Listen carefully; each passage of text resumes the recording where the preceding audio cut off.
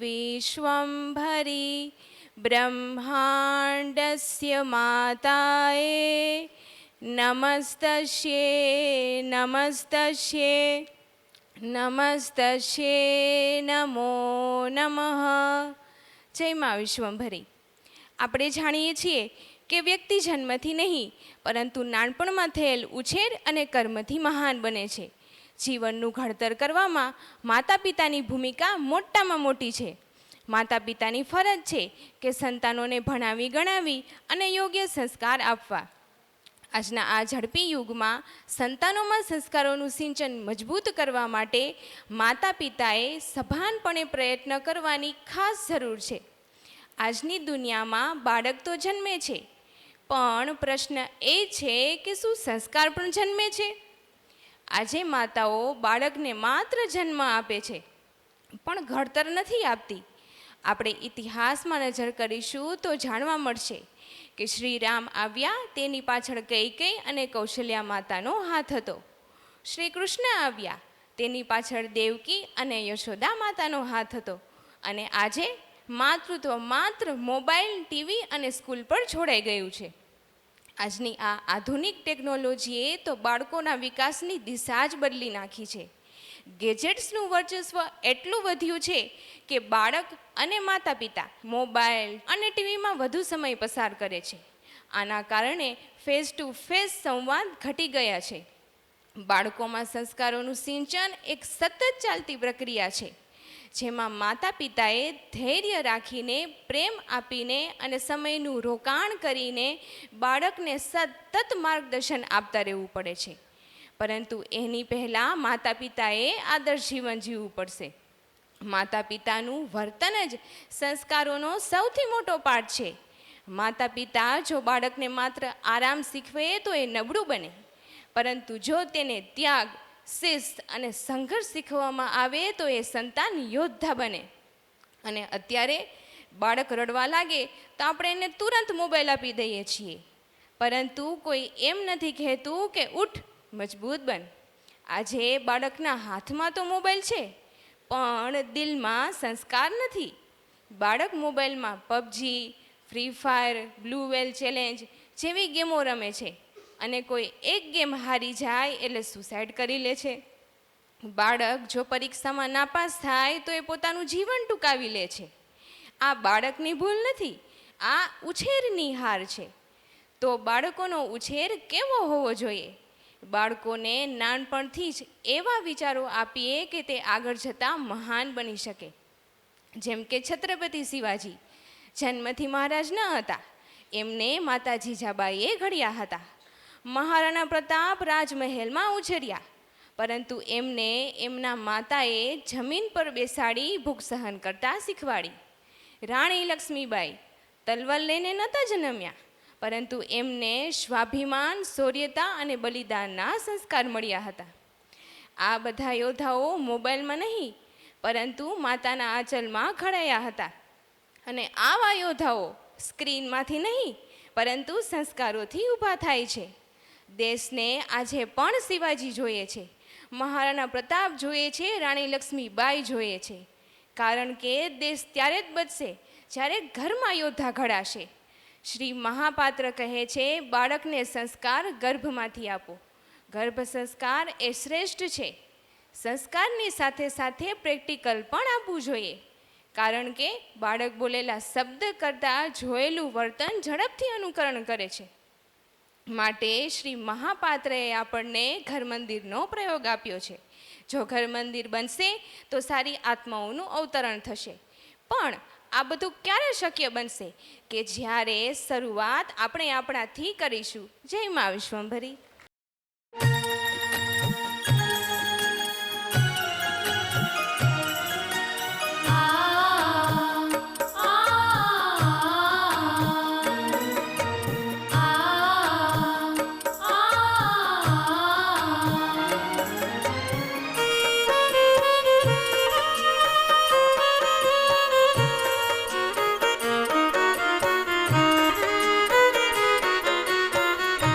તારે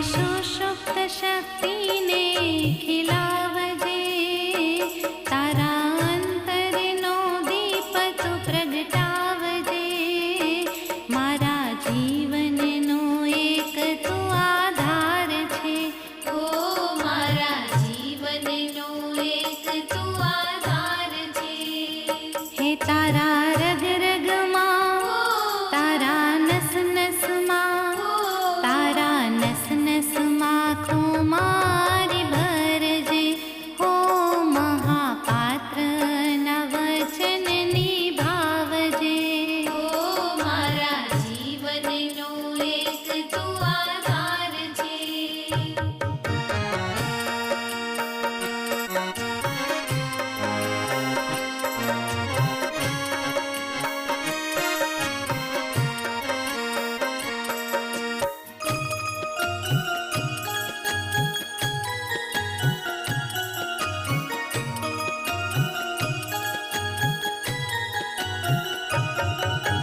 સત્ય સત્યને તું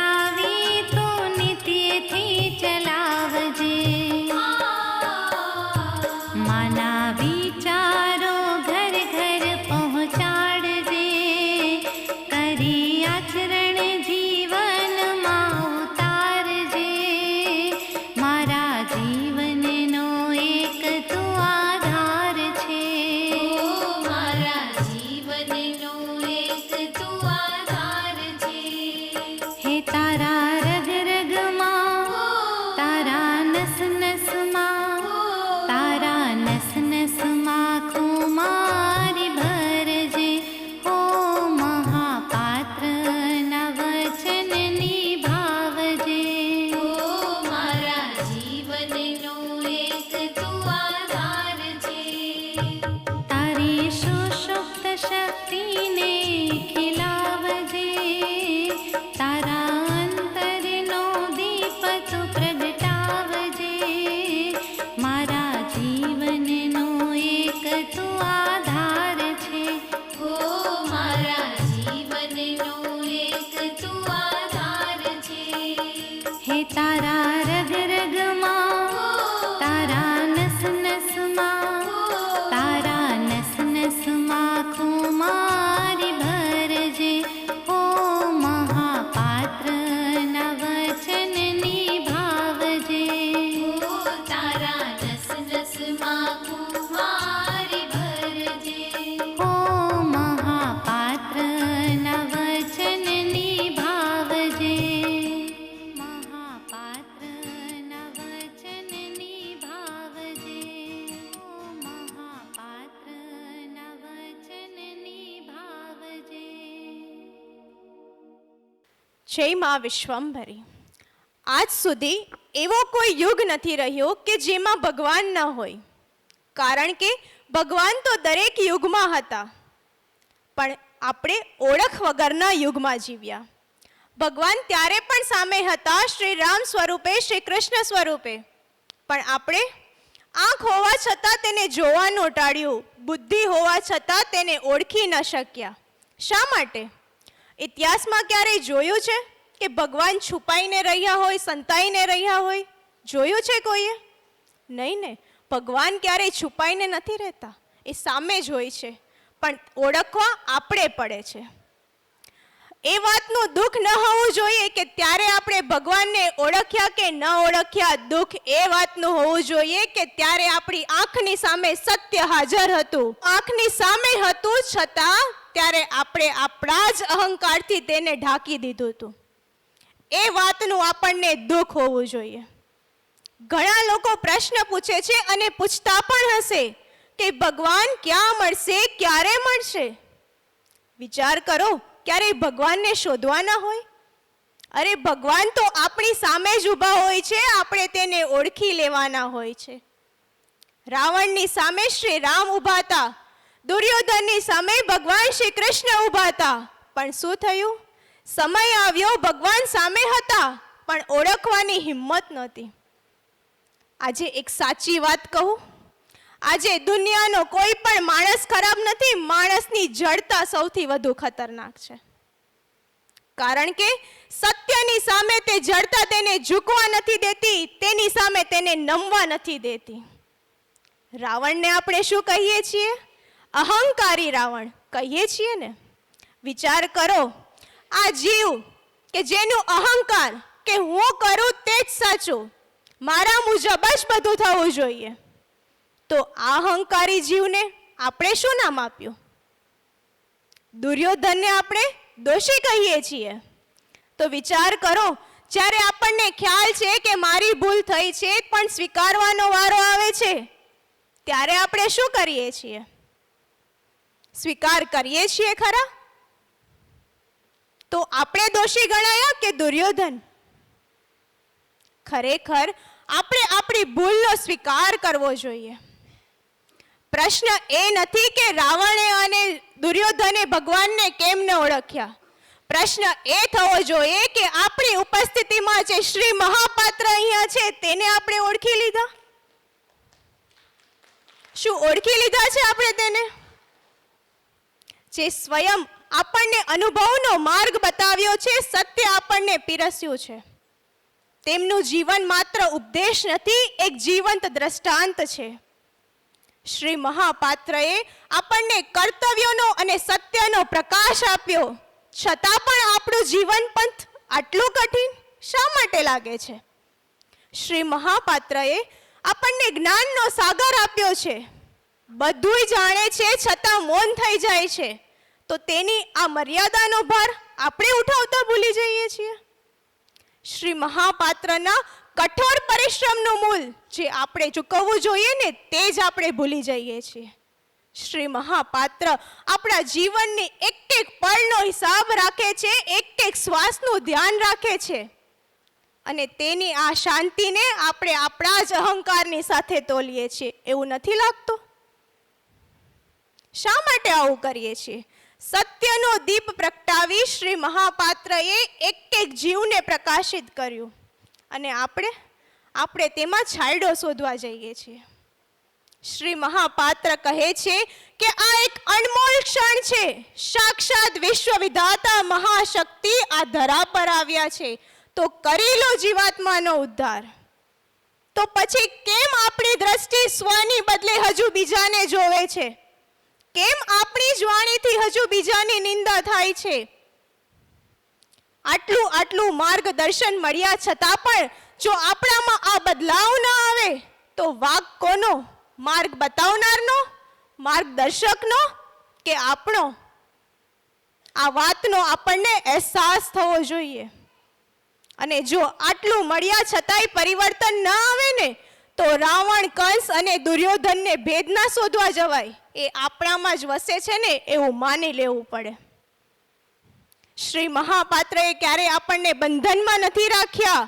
તેઓ આપણને એક અનુભવનો માર્ગ આપ્યો છે, સ્વ તરફ દ્રષ્ટિ કરવાનું કહ્યું છે, અને પોતાના જ અવગુણોને જોવાનું કહ્યું છે.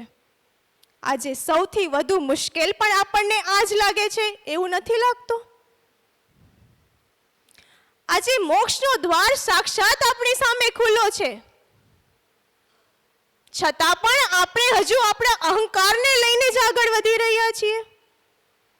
આજે મોક્ષનો દ્વાર પણ ખુલ્લો છે અને બંધનનો માર્ગ પણ ખુલ્લો છે.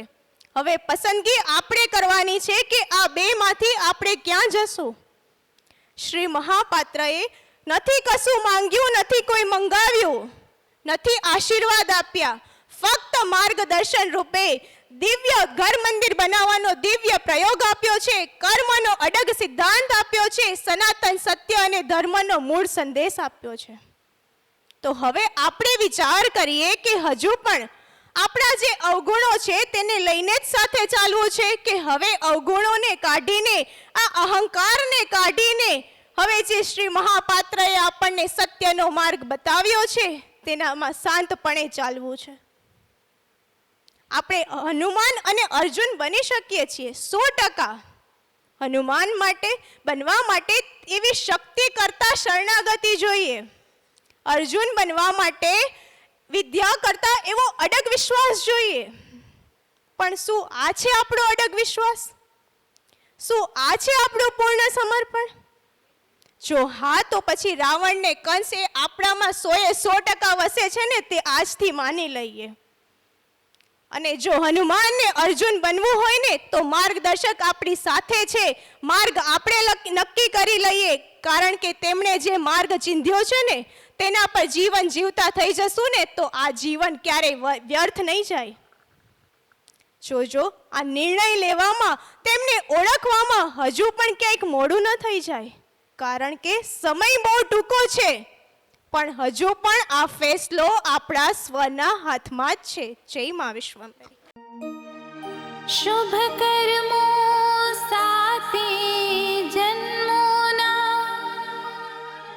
મહાપાત્રના જુઓ ફળ્યા રે. વિશ્વંભરીમાં ઘર ઘરમાં બિરાજે, પરિવાર સત્કર્મો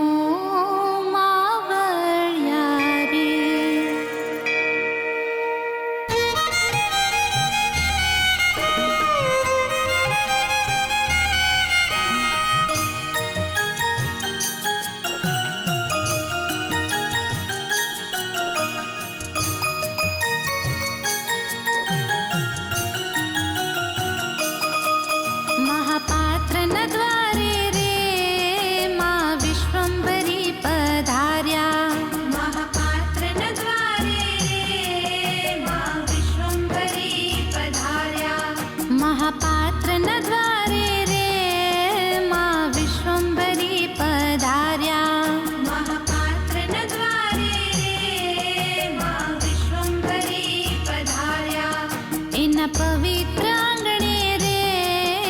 સર્વ દેવી દેવતાઓ આવ્યા. એના પવિત્ર આંગણે રે સર્વ દેવી દેવતાઓ આવ્યા. એના પવિત્ર આંગણે રે સર્વ દેવી દેવતાઓ આવ્યા. એના પવિત્ર આંગણે રે સર્વ દેવી દેવતાઓ આવ્યા. મહાપાત્રના દ્વારે રે માં વિશ્વંભરી પધાર્યા. એના પવિત્ર આંગણે રે સર્વ દેવી દેવતાઓ આવ્યા.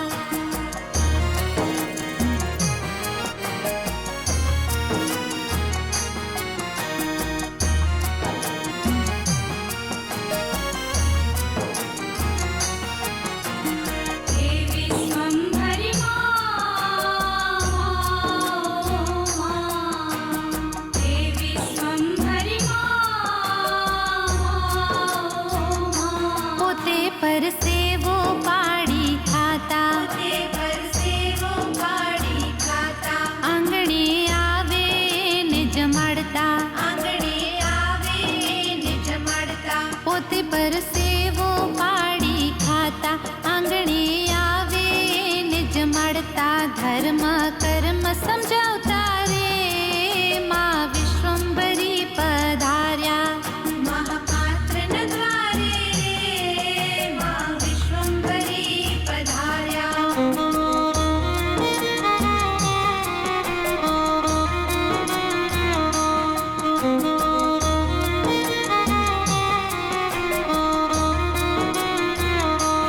સમજણથી જવાબદારી લેતા. સમજણથી જવાબદારી લેતા. એના પરિણામ સારા આવતા. એના પરિણામ સારા આવતા. સમજણથી જવાબદારી લેતા. એના પરિણામ સારા આવતા. જગમાં જીવન જીવ્યા રે માં વિશ્વંભરી પધાર્યા. મહાપાત્રના દ્વારે રે માં વિશ્વંભરી પધાર્યા. મહાપાત્રના દ્વારે રે માં વિશ્વંભરી પધાર્યા.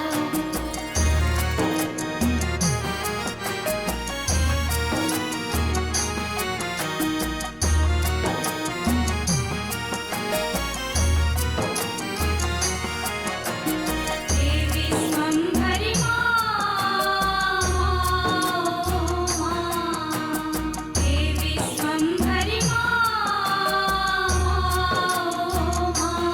આનંદ હાસ્ય છે જીવનમાં. આનંદ હાસ્ય છે જીવનમાં. હર એક યત્ન પ્રયત્નોમાં. હર એક યત્ન પ્રયત્નોમાં. આનંદ હાસ્ય છે જીવનમાં. હર એક યત્ન પ્રયત્નોમાં. નથી જીવનમાં નિરાશા રે માં વિશ્વંભરી પધાર્યા.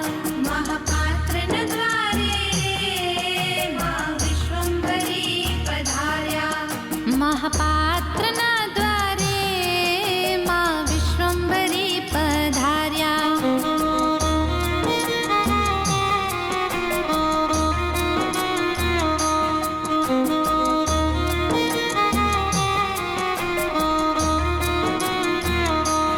માનું રટણ છે રગ રગમાં. માનું રટણ છે રગ રગમાં. એની પ્રસરી સુગંધ જગમાં.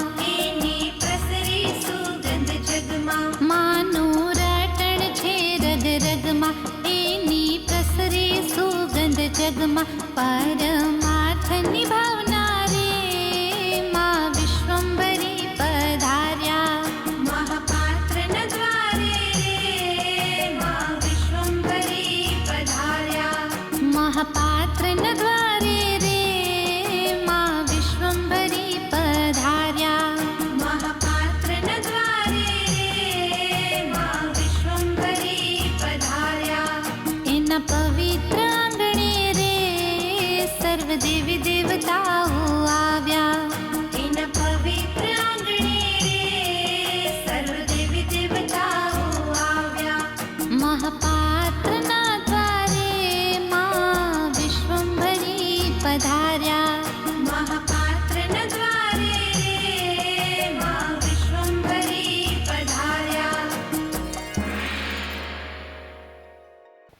अरे जिया, मुझे मिलने बुलाकर तुम खुद कहाँ खोई हो? आई एम सो सॉरी यार। कोई बात नहीं, पर आखिर बात क्या है ये तो बताओ। वो अभी मैं एक न्यूज़ पढ़ रही थी। न्यूज़? कैसी न्यूज़? क्या बताऊँ, वो न्यूज़ ही ऐसी थी कि उसे पढ़ने के बाद आई एम कम्प्लीटली शॉक्ड। पर आखिर बात क्या है? विश्वासघात। विश्वासघात मतलब? एक सच्चे इंसान ने जब सत्य की आवाज़ उठाई तो उसी के साथ विश्वासघात कर दिया गया। अरे ये तो आम बात है, तुम इसे इतना सीरियसली क्यों ले रही हो? इन सब बातों को अपने दिमाग से निकाल दो और अपने काम पर फोकस करो। वॉट यू मीन सीरियसली मत लो। क्या तुम्हें पता है विश्वासघात से कितने लोगों की जिंदगियां बर्बाद हो जाती है?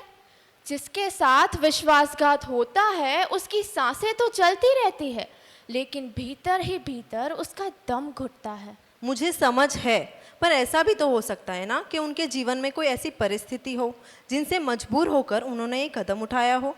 ऐसी कौन सी परिस्थिति होती है जो किसी को विश्वासघात करने पर मजबूर कर दे? किसी को इतनी पीड़ा देकर क्या मिलता है? लोग अपने स्वार्थ, लालच, अहंकार और असंतोष में इतने अंधे हो जाते हैं कि सिर्फ अपने लाभ के बारे में सोचते हैं। सच है, आज इंसान की फितरत ही ऐसी हो गई है कि जहां लाभ दिखे वही खड़ा हो जाता है और ऐसा दुस्साहस करता है। और तुम्हें पता है, जहां सत्य का कार्य हो रहा हो वहां साथ न देना भी समझ आता है, लेकिन अपने निजी स्वार्थ के लिए उस कार्य में उस व्यक्ति के साथ विश्वासघात करना जो सत्य के पक्ष में हो वह शाश्वत नियमों के विरुद्ध है और इसका परिणाम अत्यंत भयानक होता है।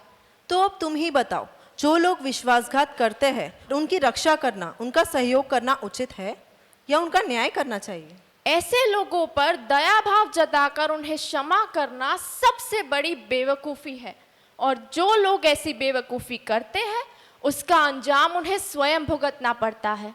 और न्याय करने वाले हम कौन? वह तो ये आदि शक्ति, पराशक्ति, सुप्रीम पावर माँ विश्वम्भरी, जो प्रत्येक कर्म का फल देती है, इनका काम है। तुम्हारी बात तो सही है, परंतु अगर कोई स्वयं शक्ति के साथ ही विश्वासघात करे तो उसका परिणाम भी निश्चित होता है। ऐसा दानव स्वरूप मानव न धरती में स्थान पाता है न आकाश में। सारी प्रकृति उससे कुपित हो जाती है। उसके पाप का घड़ा ऐसा भरता है कि जब उसके फूटने का समय आता है तब वो व्यक्ति न तो जी सकता है न मर सकता है। उसे उसके कर्म का फल भुगतना ही पड़ता है।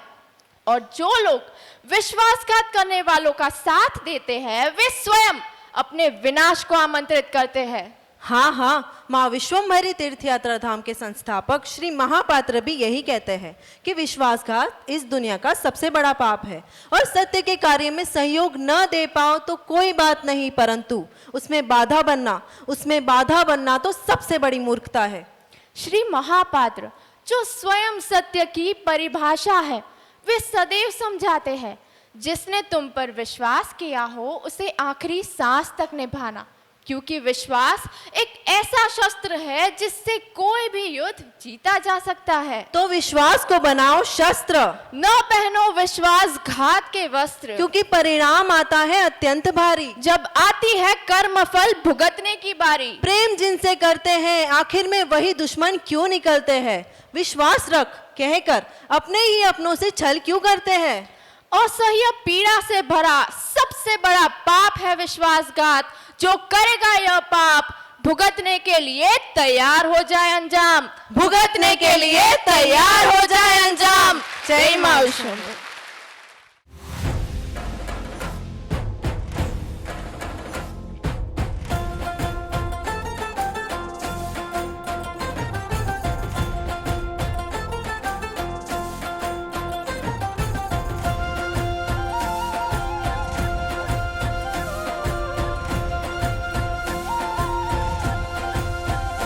વિશ્વતીર્થ રબડા ગામ ધારા ગુર્જરીનું ધામ કાજે વિશ્વમાં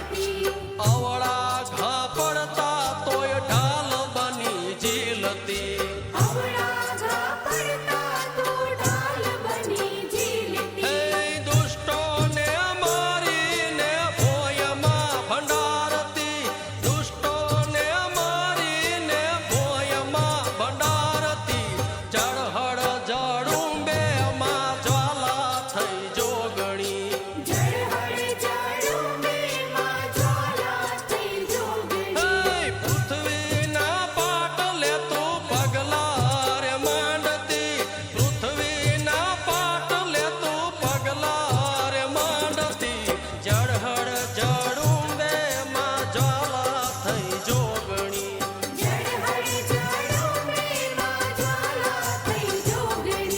જળહળ જળુંબે માં જ્વાલા થઈ જોગણી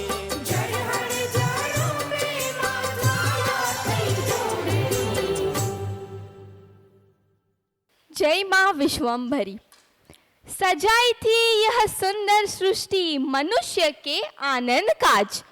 किसे पता था कि वही मनुष्य प्रश्न करेगा सृष्टि की रचयिता के अस्तित्व पे आज। प्रेम से निर्मित इस संसार को प्रेम से जिसने संजोया, कब, कैसे, किस ब्रह्म में मनुष्य ने उसी के प्रेम, तप और त्याग को नकारा। सत्य की हत्या क्यों की गई, शक्ति की आलोचना क्यों होने लगी। धर्म, न्याय, त्याग, समर्पण का गला घोटने से क्या किसी का कल्याण हुआ कभी। घृणा होती है ऐसे वर्तन और अभिमान पर जिससे न स्वयं का भला हो न किसी और का। तो फिर बताओ मानव, ऐसे झूठे अहंकार पर गर्व कैसा। क्या स्वयं को मनुष्य कहने में लज्जा नहीं आनी चाहिए, क्योंकि जिन्होंने हमें अस्तित्व दिया उसी को शैतानों ने लज्जित किया। सत्य पर धूल डालने वाले एक दिन स्वयं मिट्टी में मिल जाते हैं। इतिहास साक्षी है कि जब जब सत्य को हानि होती है तब तब इस धरा पर पाप का प्रचंड जोर बढ़ता है। दुराचारी अपनी सीमाएं लांघने लगता है। तो फिर कौन आता है सत्य की रक्षा के लिए, कौन उठता है समस्त संसार में सज्जनों के उद्धार के लिए और पाप के नाश के लिए। आदि शक्ति अपने विभिन्न रूप द्वारा इस धरा पर प्रकट होती है, किंतु इस बार श्री महापात्र को निमित्त बनाकर वे स्वयं धरा पर आए हैं, जो आदि है और जो अनंत भी, जिसने सृजन किया, विनाश भी उन्हीं के हाथों में है। वही जननी है, वही जन्मभूमि, वही तांडव करती महाकाली भी। कण कण में बसी वो आदि शक्ति जिसकी पूजा करते हैं, उसे कम आंकना क्या मानव की सबसे बड़ी मूर्खता नहीं। वही संसार की जननी, वही पराशक्ति महामाता माँ विश्वम्भरी है, जो प्रत्येक मनुष्य को अपने कर्मों के अनुसार फल देती है। तो हे मानव, आज ही समझ ले वास्तविक सत्य को, मत बन असत्य का दास तू, क्योंकि महाशक्ति बार बार नहीं आती।